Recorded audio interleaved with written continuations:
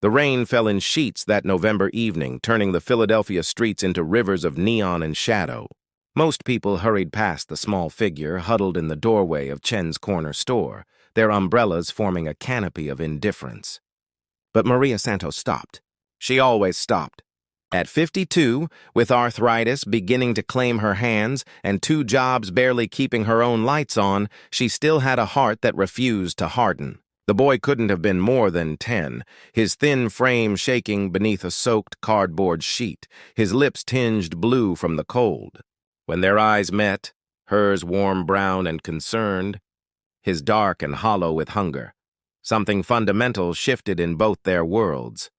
Though neither could have known it then. "Hey there, sweetheart," Maria said softly, crouching down despite the protest in her knees.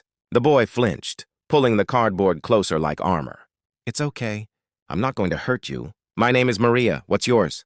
He stared at her for a long moment, weighing trust against desperation. Finally, in a voice barely above a whisper, "Daniel. Daniel. That's a strong name." She glanced at the darkening sky, then at the boy's bare feet, and felt her chest constrict. "Have you eaten today?" He shook his head, not meeting her eyes, shame radiating from every inch of his small body. Maria's own stomach had been growling for hours. She'd skipped lunch again to save money for her daughter's textbooks. But the decision took exactly 0 seconds. "Come on, let's get you inside and warm." Daniel hesitated, years of survival instinct warning him against strangers. But the genuine kindness in this woman's face was something he hadn't seen since his mother died 8 months ago. Since the system had failed him and he'd slipped through crack after crack until he'd disappeared entirely from anyone's radar. Inside the corner store, Mr. Chen looked up from his register, his expression immediately skeptical. Maria saw the calculation in his eyes. Homeless kid meant potential trouble, and spoke before he could object. "I'm buying him dinner. Mr. Chen, and I'll vouch for him." She guided Daniel to the back of the store where a few small tables sat near the deli counter. She ordered chicken soup, a sandwich, an apple, and a chocolate milk. Nearly $15 she absolutely could not spare. When she set the food in front of him, Daniel's hands trembled so badly he could barely hold the spoon. "Slow down, honey," she murmured, placing her hand gently on his shoulder as he devoured the soup. "It's not going anywhere." "I promise." Between bites, the story emerged in fragments. His mother, a single parent who'd worked 3 jobs. Her sudden death from an undiagnosed heart condition.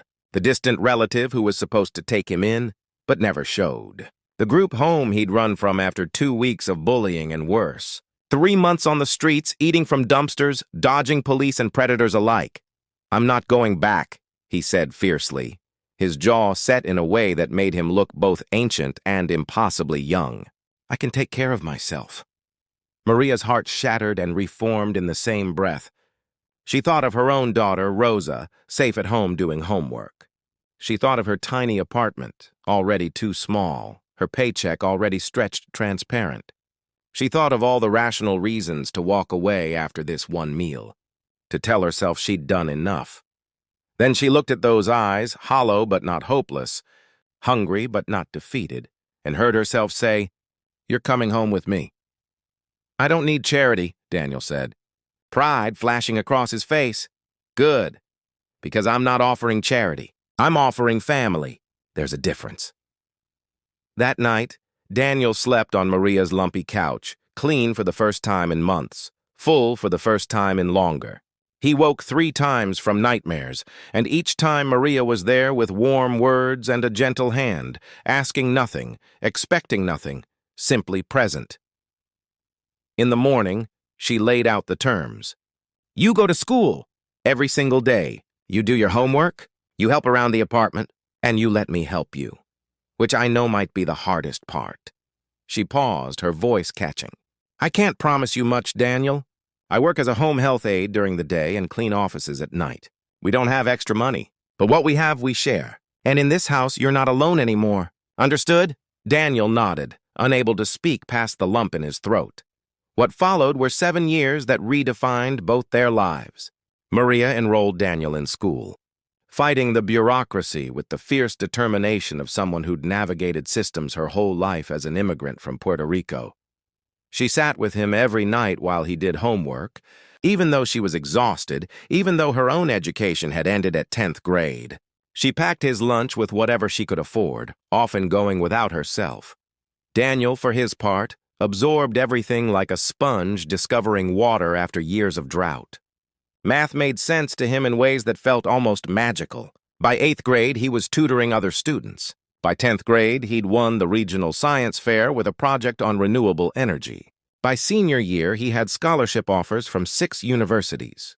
The night he got accepted to MIT with a full ride, Maria cried for 20 minutes straight, holding him like she'd held him that first night, tightly, fiercely, as if love alone could shield someone from the world's cruelty. "I'm going to make you proud," Daniel promised, his voice thick with emotion. "I'm going to pay you back for everything." "You don't owe me anything," Maria insisted, cupping his face in her weathered hands. "You gave me just as much as I gave you. You reminded me why kindness matters." But Daniel had made a promise to himself that first night on Maria's couch, and promises like that don't fade.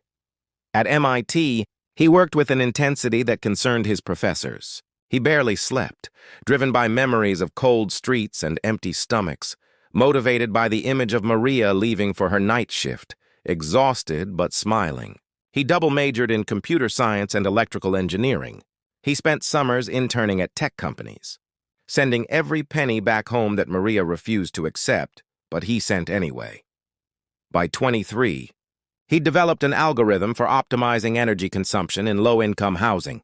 By 25, he'd founded GridSmart Technologies with 2 partners. By 28, after securing contracts with 3 major cities and revolutionizing urban energy efficiency, the company went public.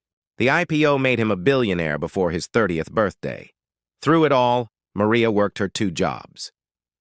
Daniel had been sending her money for years. She'd accepted some for Rosa's college, but refused most, insisting he build his own life. He'd begged her to retire. She'd laughed and said, "What would I do with myself? My clients need me." So Daniel planned. On Maria's 65th birthday, he came home to Philadelphia. Not to her cramped apartment. She'd finally moved to a slightly bigger one, but to an address he'd texted her that morning, asking her to meet him. She arrived to find him standing in front of a beautiful brownstone in a tree-lined neighborhood she'd always admired. Confusion crossed her face. "Daniel, what are we doing here?" "Come inside, Mama." He'd started calling her that years ago, and it never failed to make her eyes shine.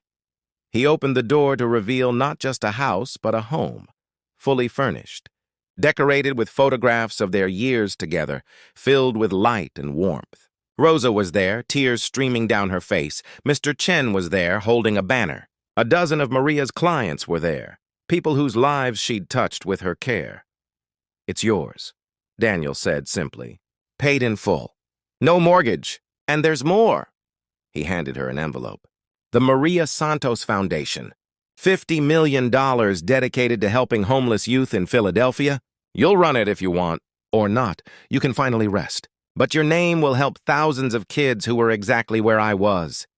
Maria's hands shook as she opened the envelope, her eyes scanning words that didn't quite make sense through her tears. "Daniel, this is... I can't... You can. You did. You saved me when I was nobody, when I had nothing to offer you except trouble and expense. You taught me that a person's worth isn't measured by what they have, but by what they give. You gave me everything."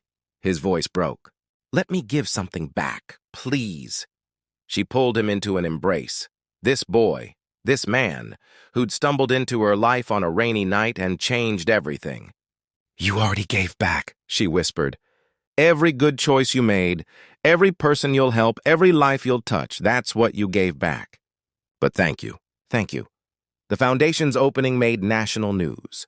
Maria, reluctant in the spotlight, gave one interview where she said simply, "I didn't save Daniel. We saved each other. That's what love does. That's what kindness does. It multiplies." 3 years later, the Maria Santos Foundation had helped over 2,000 homeless youth find stability, education, and hope. Daniel had expanded GridSmart internationally, but spent his Sundays at Maria's house, eating her arroz con pollo, listening to her stories, being reminded where he came from. On those Sundays, sitting at her table, he wasn't a billionaire. He wasn't a CEO or an innovator or a philanthropist. He was just Daniel, the boy she'd seen shivering in a doorway, the boy she'd chosen when she had every reason to walk past. And Maria wasn't the face of a foundation or a symbol of selfless giving. She was just Maria, the woman who'd stopped when others hurried by, who'd shared her last dollars because some things mattered more than money. Together, they'd proven something the world too often forgets. That one moment of compassion can ripple across decades. That kindness is never wasted, and that sometimes the greatest fortunes are built not from currency, but from love. The homeless boy had become a billionaire, yes, but more importantly, the abandoned child had become a man who understood that true wealth was measured in the lives you touch, the hope you restore, and the love you carry forward from those who believed in you when you couldn't believe in yourself.